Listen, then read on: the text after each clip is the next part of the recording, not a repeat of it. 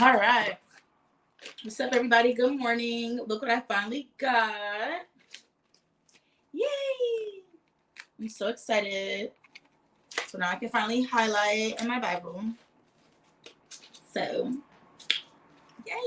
I don't want to lose this. My warranty. All right. So we're going to be reading Ruth chapter 3 today. One more chapter to go. Chapter 4 is next. So here we go. Make sure you like, comment, subscribe. If you have anything that you want to add to the stream, make sure you go ahead and leave it in the comments. You can leave your own comments. You can leave your own questions, your own thoughts, your opinions. Just be respectful, okay? So here we go. Ruth chapter 3. Ruth follows Naomi's plan. That's the headliner. I'm going to start with blue.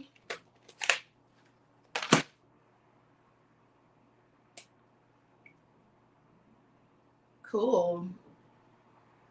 Is this a pen or is this a highlighter? No wonder it doesn't bleed through because it's like a pen. Can you see it? How do I go like this, right? It's not really like marker. Anyway, let's pull this back up. Chapter 3. Ruth follows Naomi's plan. One day, Naomi said to Ruth, "My daughter, it's time that I found a permanent home for you so that you will be provided for. Boaz is a close relative of ours, and he's been very kind by letting you gather grain with his young women. Tonight, he will be winnowing barley at the threshing floor. Now do as I tell you. Take a bath and put on perfume and dress in your nicest clothes. Then go to the threshing floor, but don't let Boaz see you until he has finished eating and drinking. Be sure to notice where he lies down. Then go and uncover his feet and lie down there. He will tell you what to do." "I will do everything you say," Ruth replied. So she went down to the threshing floor that night and followed the instructions of her mother-in-law. After Boaz had finished eating and drinking and was in good spirits, he laid down at the far end of the pile of grain and went to sleep. Then Ruth came quietly, uncovered his feet, and lay down. Around midnight, Boaz suddenly woke up and turned over. He was surprised to find a woman lying at his feet. "Who are you?" he asked. "I'm your servant, Ruth," she replied. "Spread the corner of your covering over me, for you are my family redeemer." Let's make a note about this.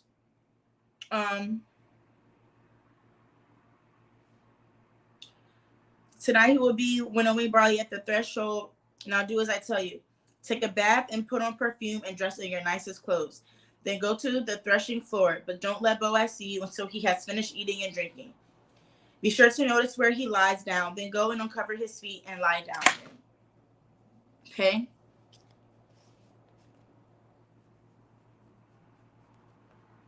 Oh my gosh, I love my little marker pencil thing. Ah! This is so cool. Amazing. All right. So, I'm going to add over here a note. Naomi tells Ruth to go where Boaz sleeps and uncover his feet and lie down there. Ooh, my back. See the good, like, stretch or something. Anyways, "I am your servant, Ruth," she replied. "Spread the corner of your covering over me, for you are my family redeemer." Spread the corner of your covering over me, for you are my family redeemer.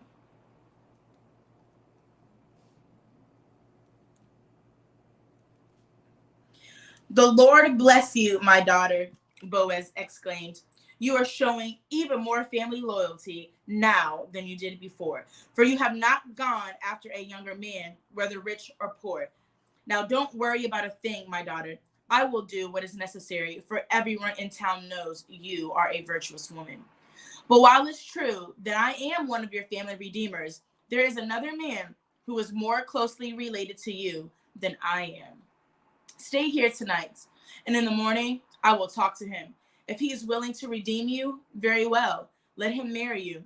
But if he is not willing, then as surely as the Lord lives, I will redeem you myself. Now lie down here until morning.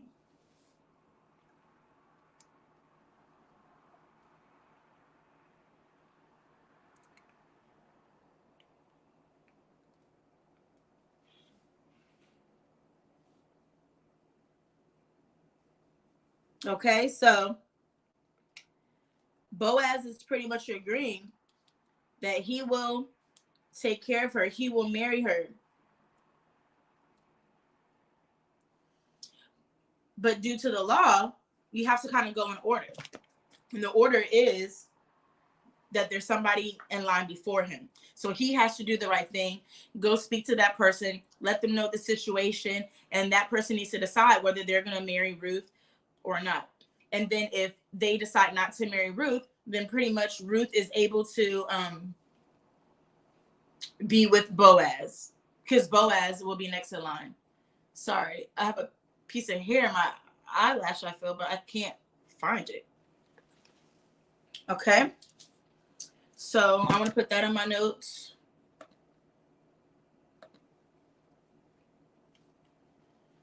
Boaz states he will take on Ruth, but he is not first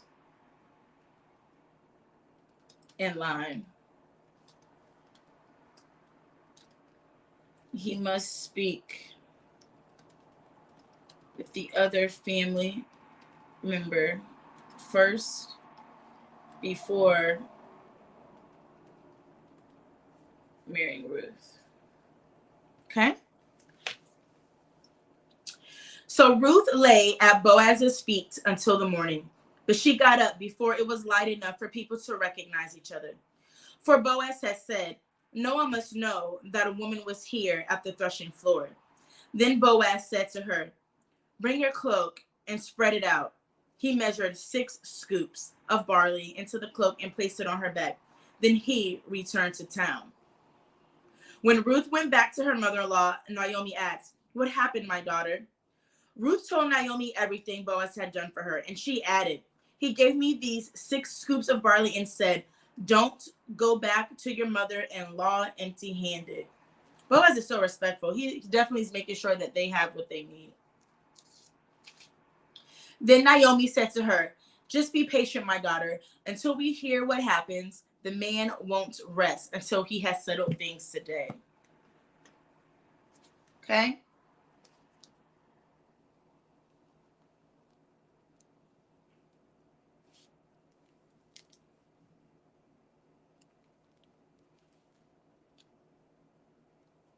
All right.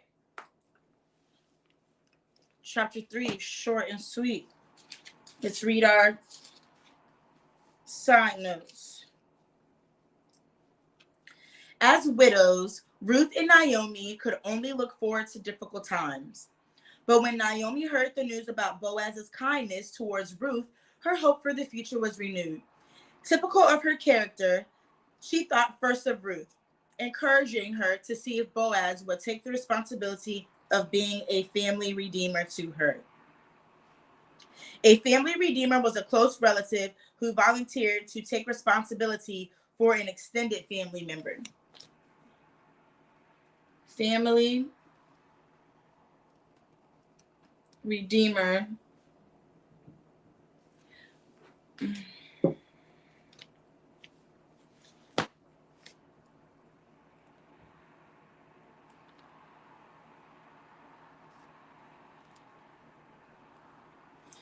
A family redeemer is a close family member who volunteers to take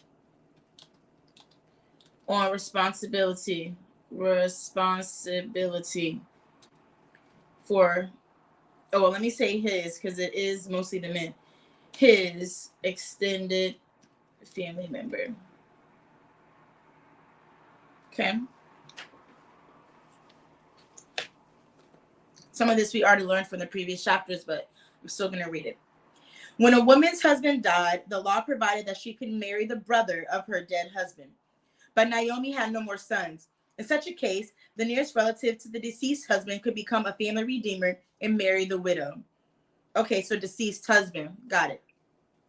However, the nearest relative did not have to do this. If he chose not to, the next nearest relative could take his place.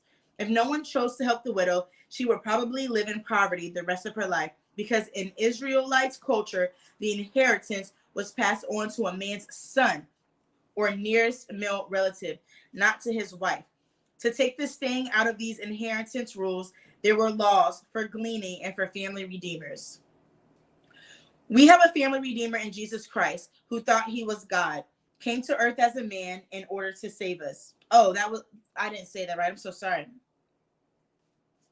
We have a family redeemer in Jesus Christ who, though he was God, came to earth as a man in order to save us. Jesus Christ is our family redeemer. By his death on the cross, he has redeemed us from sin and hopelessness, and thereby purchased us to be his own possession. This guarantees our eternal inheritance. This promises, I'll say guarantee, actually. How do you spell guarantee? That word always gets to me. This guarantees eternal inheritance. Okay.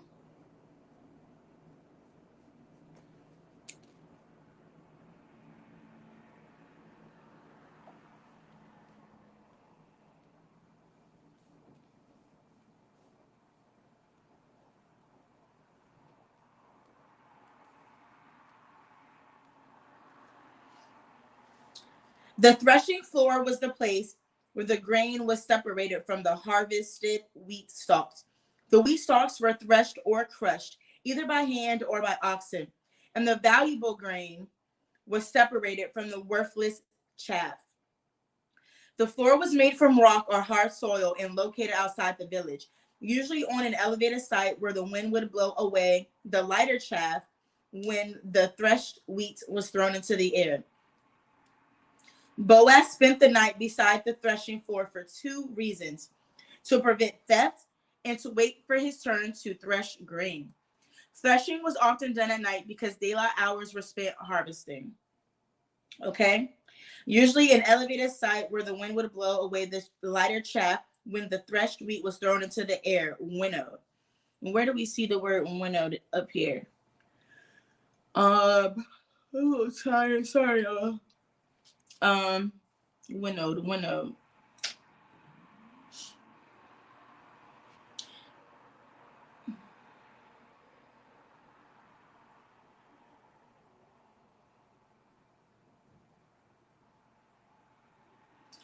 I like in chapter 3, verse 4, though, real quick, where it says, where Naomi's like, be sure to notice where he lies down. Then go and uncover his feet and lie down there. Then she ends the sentence with saying, he will tell you what to do. For some reason, to me, that just kind of is like a reminder that, like, ultimately the man's kind of in charge, per se, like they should be providing or giving provisions over us. And as females, and, we should be trusting their word and that they should be confident enough to lead. He will tell you what to do. I can't find the word winnowing. I remember reading it, though, because I didn't really know what it meant.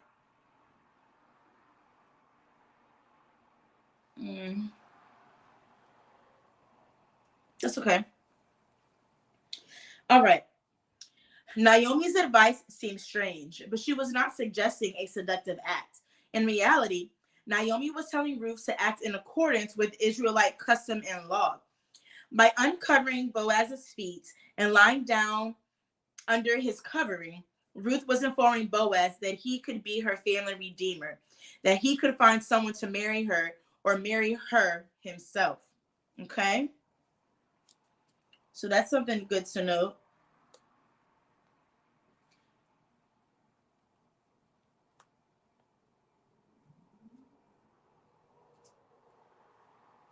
I know I've heard of people thinking that,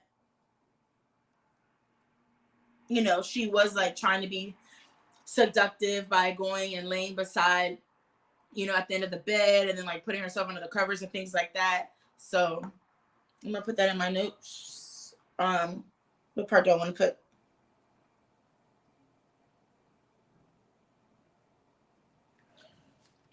Israelite custom in law. Oops. In law.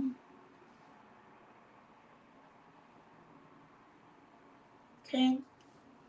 By lying. Oh. By uncovering feet and lying down under the covering, you are letting it be known that person can be your family redeemer. Okay? Whoa.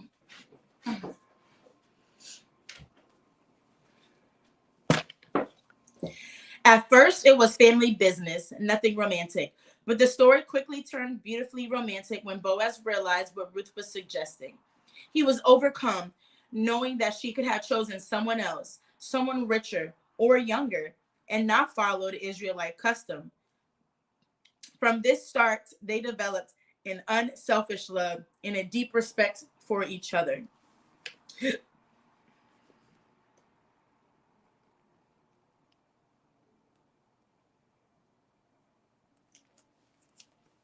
So,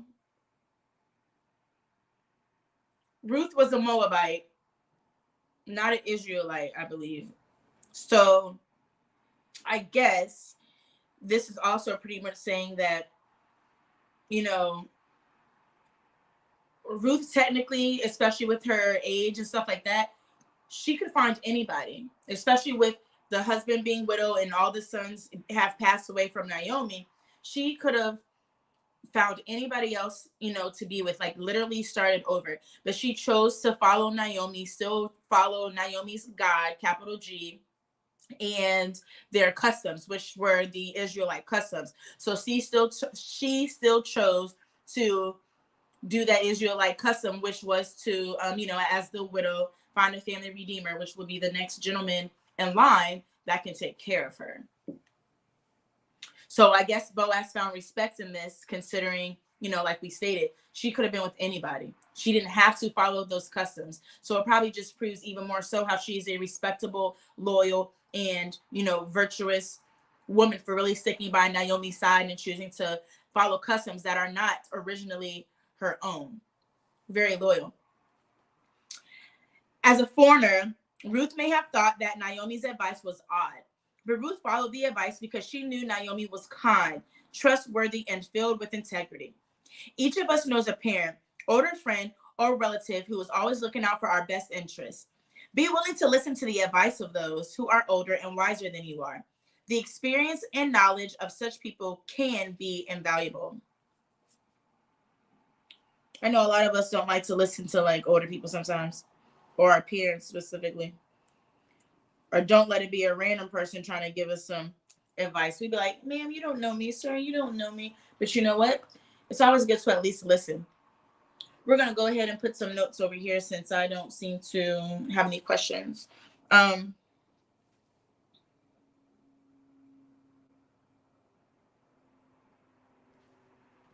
The experience and knowledge of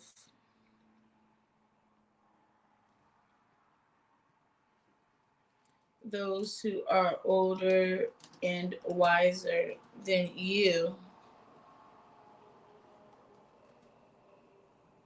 can be invaluable.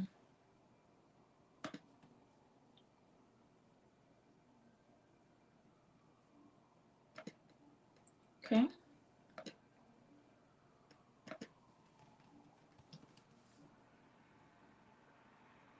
Okay. And invaluable means extremely useful, indispensable.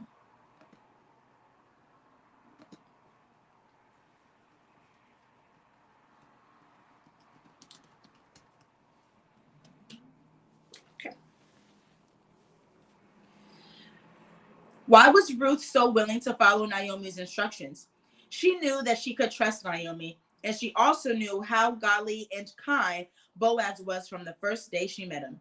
She had witnessed his love for the Lord, his obedience to God's law, his kindness, his respect towards women, his empathy for the poor, and his generosity. These are some of the characteristics that matter most when considering a relationship, whether seeking a spouse, a mentor, or a best friend. All right, let's make a note of that. We'll say top characteristics. Oops. It says seeking out a relationship. Yeah. Top characteristics of seeking a relationship. I'm going to say of any kind. Boom.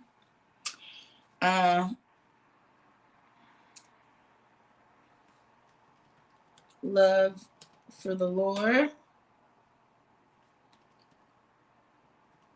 Obedience to God's law. Kindness. This says respect towards women, but since we're saying in general, I'm going to say respect towards others.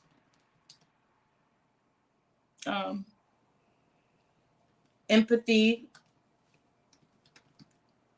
for the poor, and generosity.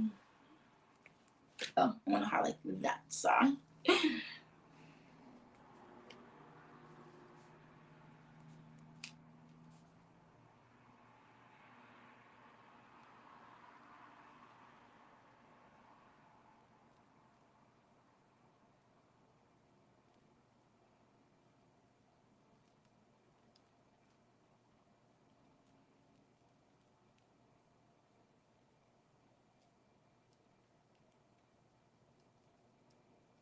It's like a crayon. All right. Difficulties and hardships can winnow away external appearances and pretenses to reveal the true inner character of a person. For Ruth, the hardships of losing her husband, leaving her country, and choosing to follow Naomi and serve her by working in the fields revealed an inner character that was strong and beautiful. If you have experienced difficulties as Ruth did, how have these experiences winnowed you? Okay, so when it came to the wheat, winnow me like to be thrown into the air. So what does it mean in this instance?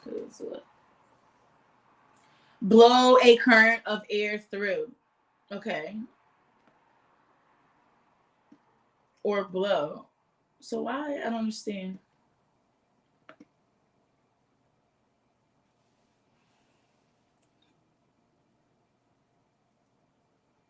If you have experienced difficulties as Ruth did, how have these experiences winnowed you?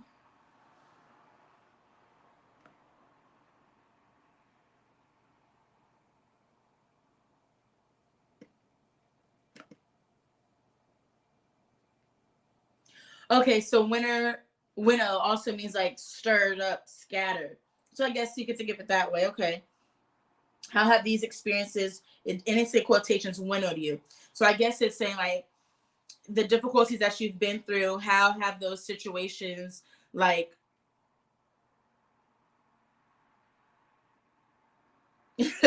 how have those situations like scattered you, like the feelings that I guess that you have, what did those situations do for you? How did it get, like, I know what I'm trying to say, but I cannot say it. It's not coming out of my mouth the right way. How have these experiences winnowed you? How have these experiences, like, shuffled you?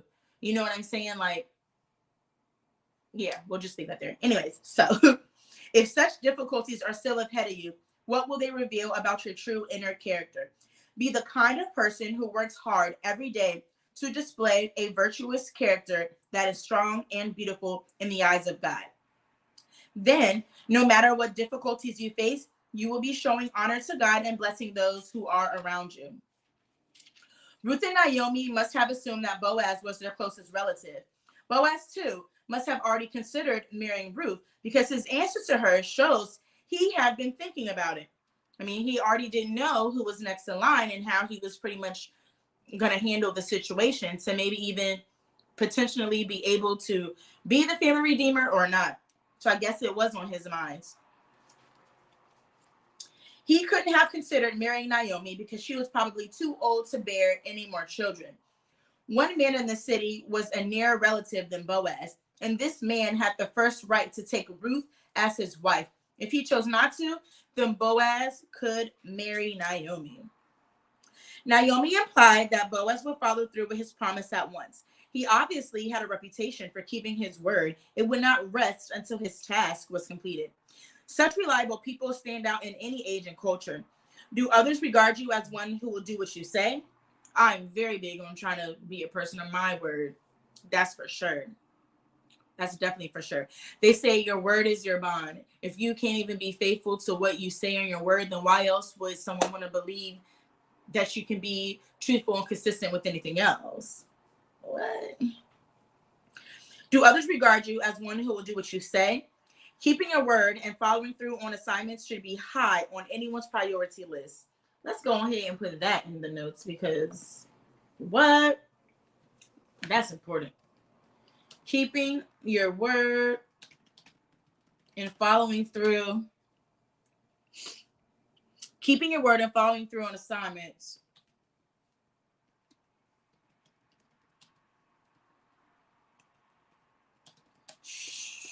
should be high. Where did it go? Oh, should be high on anyone's priority list. Building a reputation for integrity, however, must be done one brick, one act at a time. Okay?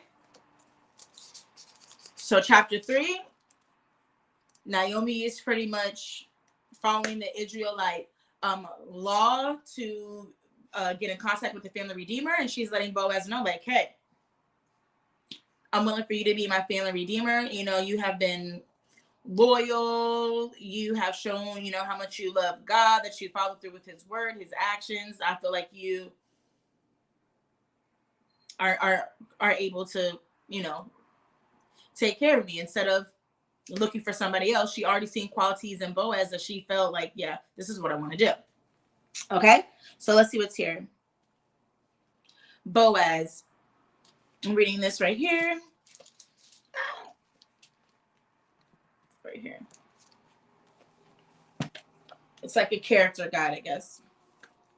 Heroes are easier to admire than to define.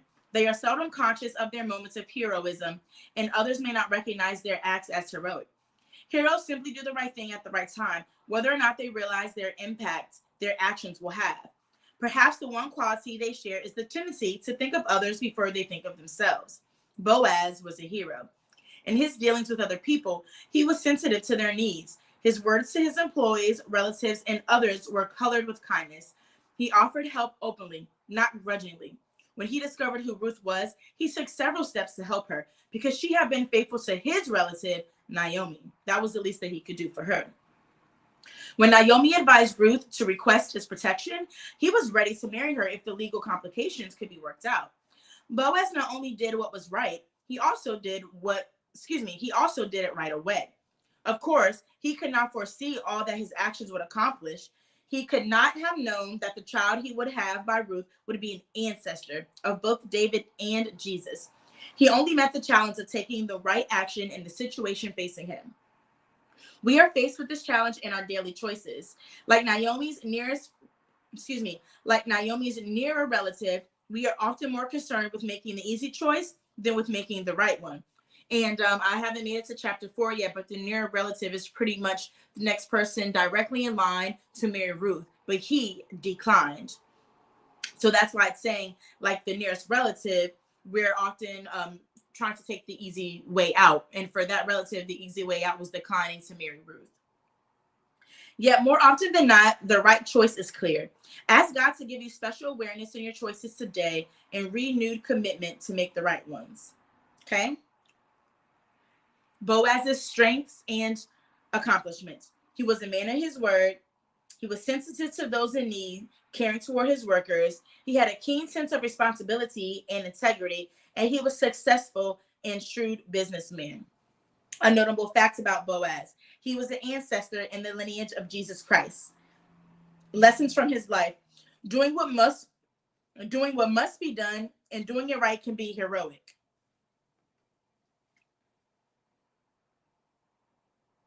Let's put that in our notes. I'm gonna highlight that too.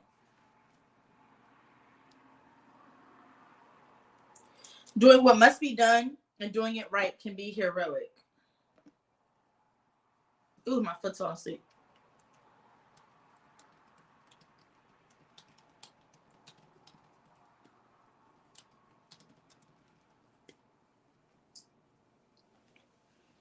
God often uses little decisions to carry out his big plan. We'll write that too.